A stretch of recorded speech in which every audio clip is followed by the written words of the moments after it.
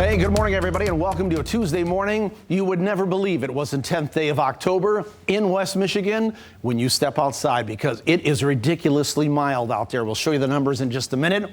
Live Doppler radar, we're dry. It's a dry start to this morning. As we go into the mid to late afternoon, I can't rule out a couple of showers, but I think the bulk of the rain holds off until around or after dinner as we get into the dark hours here.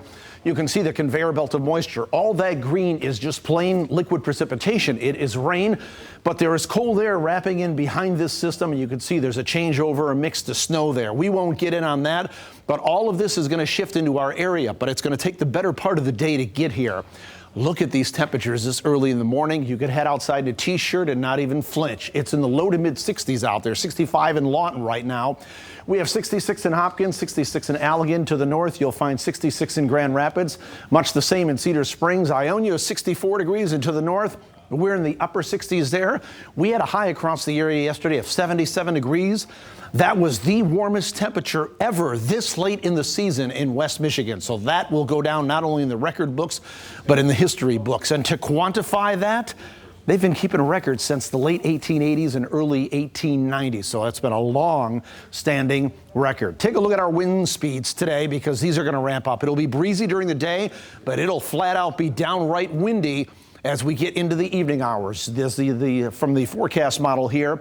And these bigger, wider numbers are the sustained winds over a 2-minute period. The G numbers are the gust number. This is at 9 a.m. As we go through the day, we're about 15 to 25 mile per hour sustained winds with some gust up around 30. But watch as we get into 7, 8, 9, 10 o'clock this evening. Look at the magenta colors and the reds on the map, and these numbers really ramp up. Sustained out of the south and southwest at 20 to 30 miles per hour with some gusts of 40 to maybe 50 mile per hour. So that's quite a bit. They'll come down a little bit through the overnight hours, but even tomorrow morning at this time, it's still going to be somewhat breezy. And by the way, here's the severe weather outlook as we go through the day today. Along and west of US 131, we're in a marginal threat for severe weather development. The primary threat would be maybe some strong gusty winds. We already know we're going to have those synoptically on a big scale because of a low pressure system. But some of the stronger winds in the upper the middle locations of the atmosphere may mix down in here, and it could trigger a severe thunderstorm warning. So that's what we're looking at as we head through the evening hours. But this is the last day of the record warmth. 74 degrees, the record for this day to 67. We're going to blow that out of the water here as we go through the daytime hours.